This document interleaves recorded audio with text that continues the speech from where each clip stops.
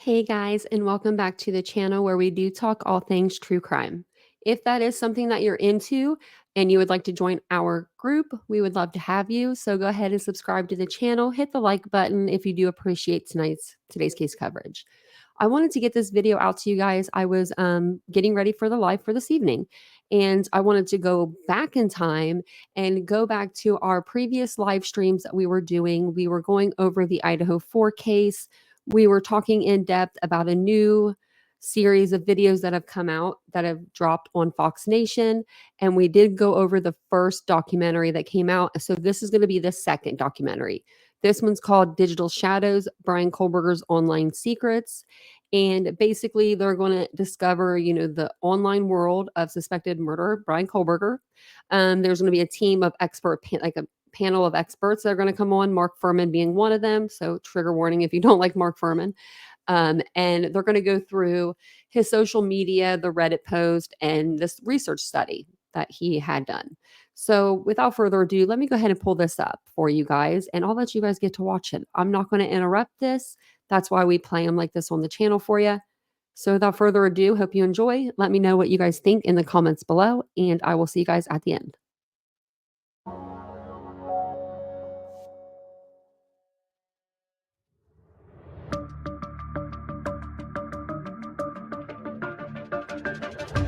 Four victims. Police in Idaho were investigating the deaths of four University of Idaho students. Their bodies discovered in an off-campus home, what's being called a crime of passion. A suspect in custody. New details around an arrest in the brutal University of Idaho quadruple murder. The suspect is 28-year-old BryanKohberger. He studied criminology at a university near the murders. But what was their connection? He's on social media, he's looking at the victims. Every time they're doing videos, was he present? How many burner accounts did this person have? Social media is designed for people to look at each other. This is the new singles bar. This is the new Applebee's on Friday night, but you don't know who you're talking to. Social media is the new psych ward. Personality disordered people flock together on all of these platforms. They thrive. These people are dropping breadcrumbs. We like to flip their worlds upside down. This is going to be the social media murders.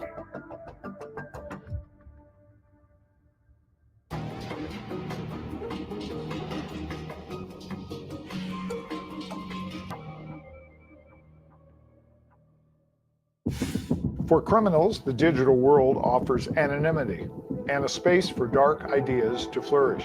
It's a place to connect with like-minded individuals and learn how to commit the perfect crime. Some use it to find their prey. Others use it to stalk individuals they already know, but not well enough.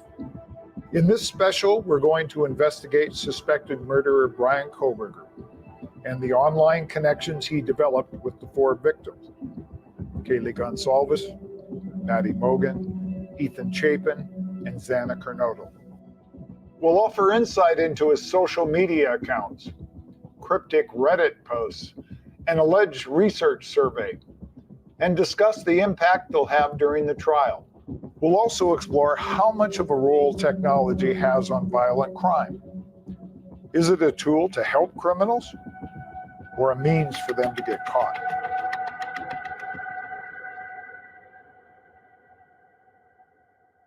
Well, of course, we're going to talk about the Moscow murders, but there's a unique area that we're going to cover now, and that is social media. With me is a social media expert, Chris Ruby, Paul Murrow, retired Inspector NYPD, and Lenny DePaul, retired United States Marshal. Thanks, everybody, for being here. So we know that really, of the four victims, Maddie and Kaylee were really the most active. They're on all these different websites, Instagram, Facebook, TikTok. So if they're throwing their images out there, and then you have suspects that don't know them at all, but they see something that keys into their obsession, their desire, their passion, their anger, whatever it is, we no longer have to have that one-on-one contact. You said if they don't know him, what if they do know him? I think they'd be all over them like a cheap suit. I believe these platforms were public, right? They were not password protected, and I can tell you that because I went on it. Kaylee's TikTok gave you a pretty good insight into what life was like in that house. That's 9:10. Guys, can anybody drop me class? I'm fucking late for my meeting. I'm supposed to be doing 10 minutes ago. Did anybody do their chores today? Fuck, I'm just gonna do it. Oh shit, you guys, it's 8. Gotta go. Social media really allows for a new level of digital voyeurism behavior in general. I mean, how many people are just watching others on social media? And it's not always just your friends. These girls appeared to not necessarily be social media influencers, but then again, who isn't a social media influencer these days, right? Who is putting their entire life out there and racking up likes. One of the videos shows all of the girls in the second floor area, which kitchen area, there's 2 bedrooms up there, etc. What you also see, though, is the sliding doors that lead out to the back. And some of the theories about the case argue that there was an opportunistic aspect of it because of how well the house was situated. If you're doing videos of your house, you're broadcasting to everyone. This is exactly what my house looks like. Here's a map of the house. And that information can be really dangerous if used in the wrong hands. Kaylee actually told fellow students that she was being physically stalked as well as being contacted online. That's right. And it was one instance where somebody was following her to a car, apparently. Yes, at the grocery store. We just don't know it's BryanKohberger.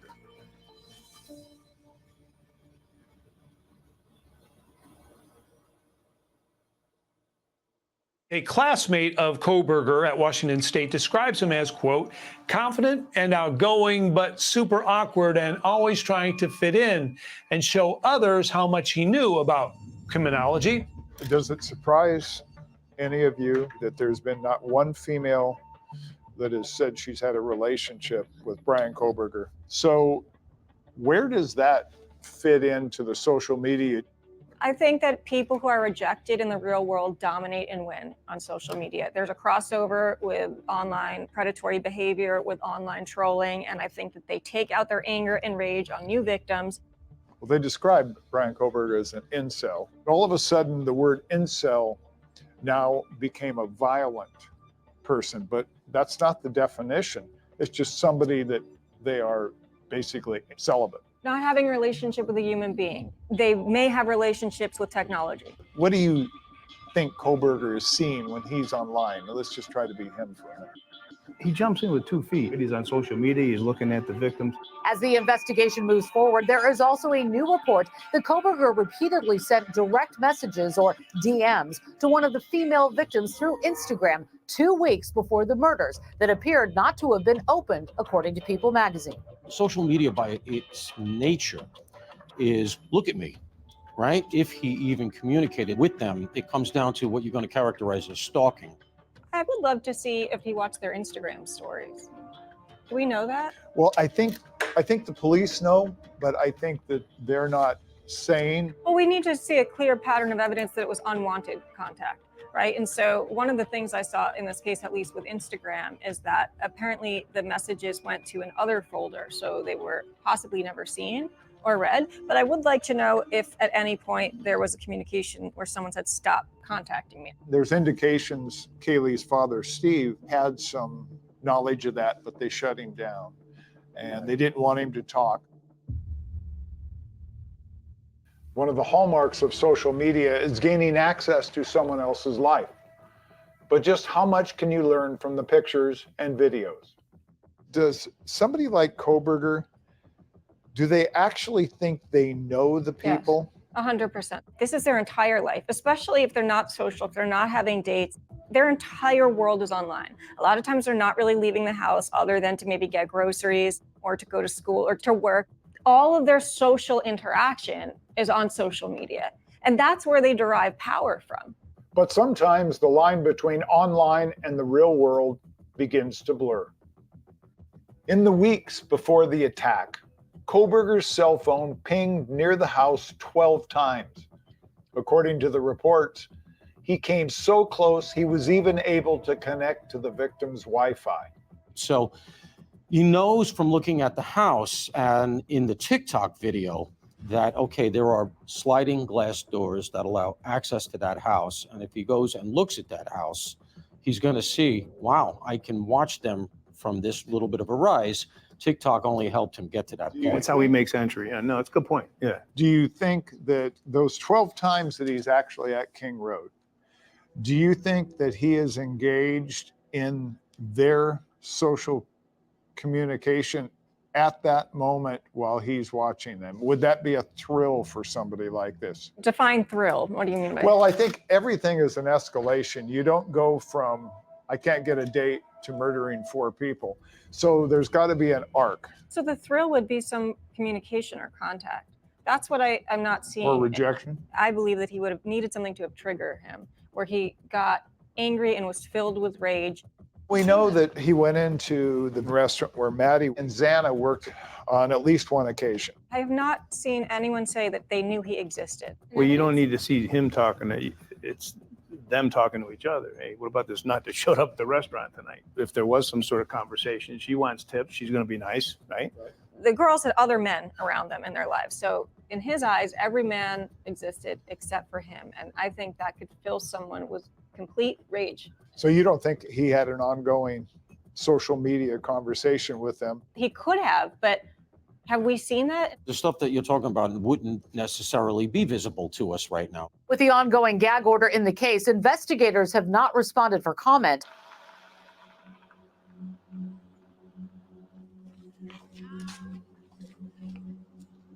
Although it's unknown how many times Kohberger crossed paths with the victims the night of the crime, he could have been tracking their locations without ever having to leave his apartment in Pullman, Washington.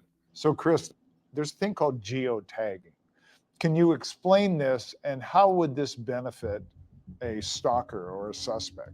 Sure. So geotagging is the practice of tagging your location on a social media platform where, like on Instagram, you can just scroll up, click location, and tag the exact building, location, area that you're in. And so if you're doing 10 different stories a day on Instagram, every time you're going to a new location, you could be tagging that location. That's incredibly dangerous because you're broadcasting, here's where I am, here's what I'm doing, and here's who I'm doing it with. Kids are so open about where they go to school, where they hang out after school, where they live, what their room looks like, what their house looks like, what apps they're on, etc.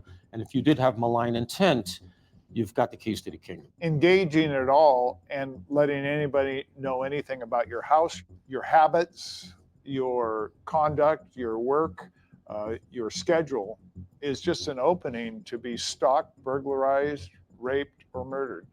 From that perspective, I would just echo what they're saying, but from a fugitive investigator's point of view, keep putting it out there.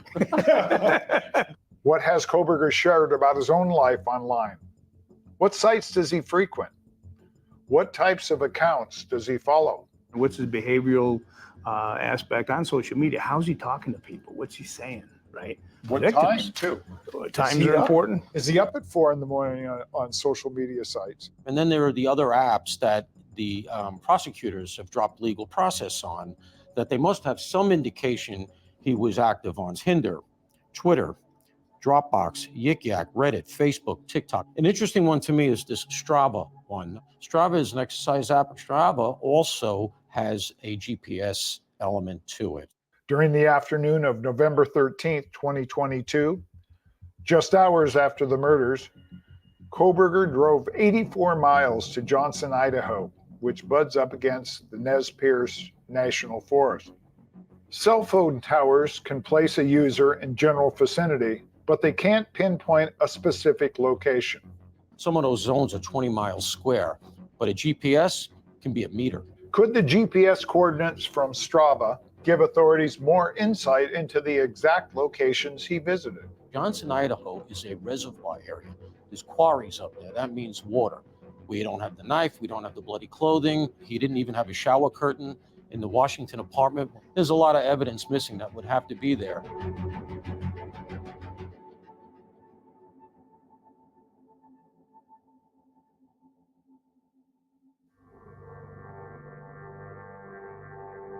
There's been indications that after the murders, he was actually engaging online, correcting people. What kind of a personality would actually engage after you got away from the scene. A narcissist. He was involved in this Reddit account where he was putting out, for lack of a better term, disinformation. He's telling people, "No, I don't think it happened at that time of the day. No, they're looking at the wrong type of guy, etc." And it looks very clear that he was trying to shade interest off of anything that could lead to him. Although law enforcement has not been able to verify the validity of the specific posts, this wouldn't be the first time Kohberger has taken to the social media site to discuss violent crime. In May of 2022, only 6 months before the murders, Kohberger asked criminals to complete an anonymous online survey on Reddit about how and why they break the law. I interviewed somebody that does this and has interviewed 32,000 criminals. He goes, I wouldn't ask half these questions.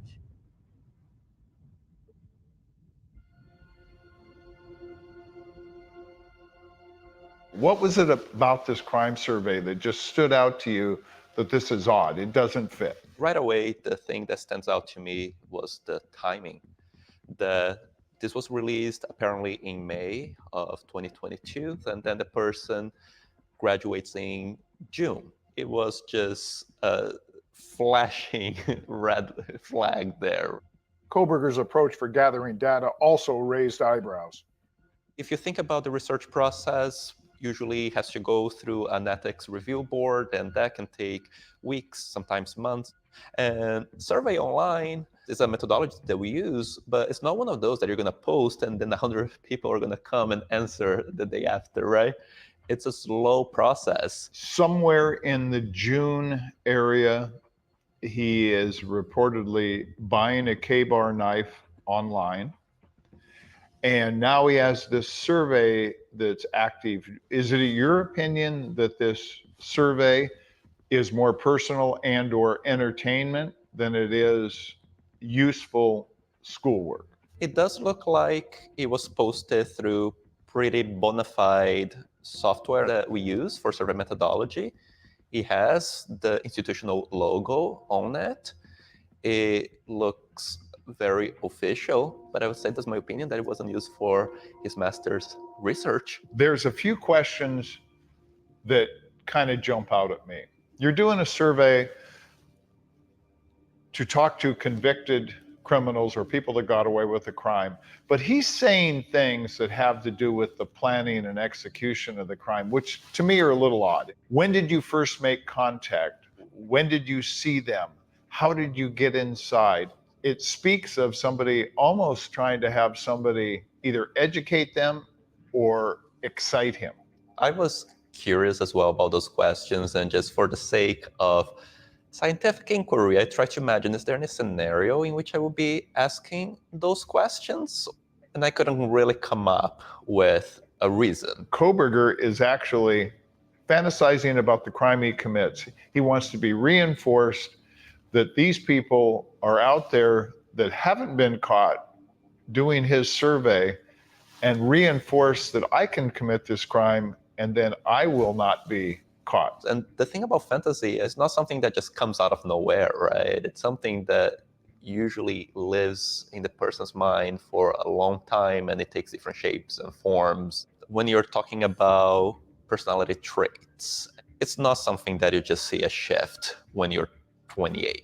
You see a lot of those antisocial, narcissistic, borderline traits from a young age, and then they just really evolve over the years. And on this survey, he's asking criminals, how you feel? Are you depressed? How do you feel after the crime, before the crime? Is he actually looking for a group of people that he can identify with? Because he certainly can't identify with mainstream America. It could be an aspect of trying to normalize how one feels, right? Because if other people feel the same way, then I must be okay. It could even be a way of just finding that sense of community, because two brains are better than one. If they are interacting with other folks who have criminal thinking as well, they might feel less odd, and they also might find an opportunity to just bounce ideas back and forth. Is this less about a survey to find out something intellectually about violators, or more a how to get away with something or actually execute something? Yeah, because to me, these questions, they are for steps, right? That's what the questions are asking. So in a way, it's almost like, what is your recipe? Even stranger, how would Kohberger know if the individuals responding to his questions were actually criminals? Wouldn't false data interfere with his research?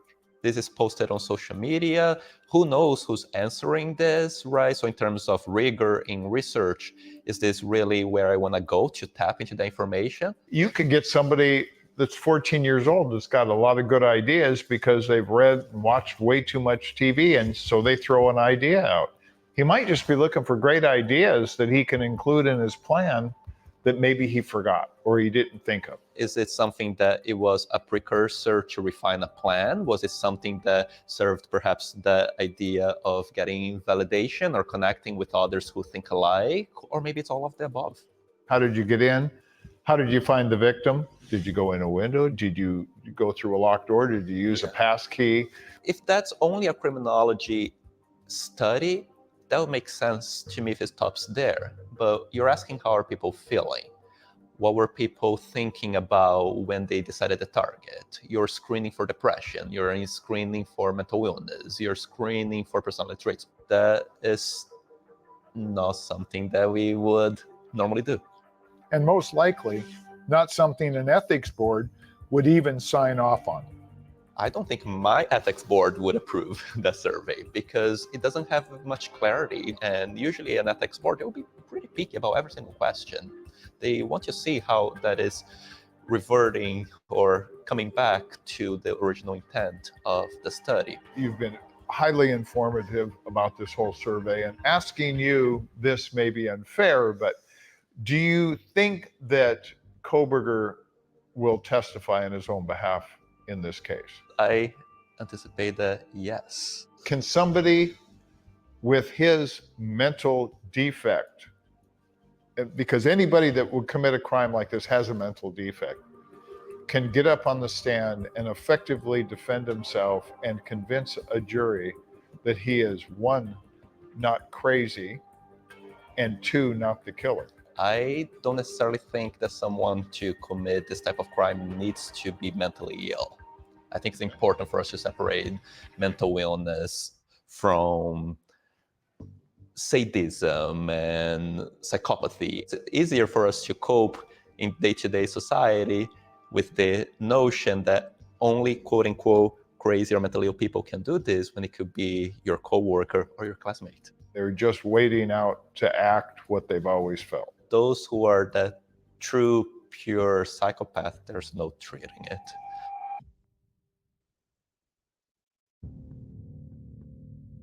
So let's return to the Moscow murders. So Kohberger goes from being a rejected teenager to a 28-year-old graduate student. We didn't see how he actually graduated from being rejected to obsession. There's no killing of small animals. There's none of this stuff we see with serial killers. There's none of this conduct, prostitutes, hanging around certain areas. Then all of a sudden he acts. I think we do see a course of conduct. It just may not involve killing an animal or prostitutes. How many cases do you think where the social media is connected to a violent crime that are not pursued and prosecuted? Thousands and thousands of cases. Clubhouse was a social audio app where people would connect in real time, almost like a live podcast. Twitter Spaces has the same feature too. Now, there were numerous times where users like myself reached out and said, there's stalking taking place. Someone is really going to get hurt. A woman and her husband were killed by a stalker, and it was connected to Clubhouse. And that was ignored. But that's because I don't think the actual stalking definition really adds up in a social media driven world, because a lot of times you don't have that violent threat. You need that violent threat in order for someone to pursue charges or take this seriously. That's right. It even gets even murkier because, like, what is a threat? In some circuits, the metric is, does the person feel threatened? In other circuits, does it look like essentially a threat to a jury, a judge, et cetera? Prosecutor is going to get out of bed to prosecute a case like that. There's too much you can't attribute to a face. You're attributing them to a computer, and they can just simply say, somebody stole my computer, somebody stole my phone. when you have so much data being exchanged, how does law enforcement actually sift it out and find the suspect? It's 10 times worse than a needle in a haystack. Generally, the leading aspect of the entire case comes out of the real world. Sure, do some cases develop purely cyber, but the Kohberger paradigm is far more common, which is we're looking at this person for various other reasons. As part of it, let's have a look at this person's social media. They've got into his computer and they've broken that down the hard drive. And I think he's probably reached out in the past to multiple females. One of the things that's interesting in this case is when you look at the search warrants or subpoenas, you don't actually see one for OpenAI, which is fascinating. So I don't know if that means that ChatGPT wasn't actually used on his phone. Explain really, where is the crossover between artificial intelligence? People look at AI or ChatGPT almost as their therapist, but so much more than searching. This is the type of thing where if he was using AI, he could have been asking very detailed questions, much more so than we even see on Reddit. So we just don't know yet because that hasn't been explored. So in kind of wrapping up, I can see the value social media has for law enforcement in two ways. To document somebody like Kohberger, like when he became active, how he stalked people, how he identified people, and a clearinghouse for clues. Where are we going with social media? You don't just have to be a convicted murderer for someone to psychologically profile you and everything that you're doing on social media. When you actually read through that long list of everything that they're requesting, most people don't really think about that when they are using all these devices. And granted, this is not going to happen to everyone, but if it does, you are documenting your life and putting it out there for anyone to take and use against you in a court of law. And I think that people really need to consider that before they broadcast their life online. What is the price of being a social media influencer? Well, I think the case, it's going to actually set some standard for social media. We talked about it in the first session that we did for Fox Nation, that a lot of this was going to happen in the digital world. And I think we even said this is going to be the social media murders.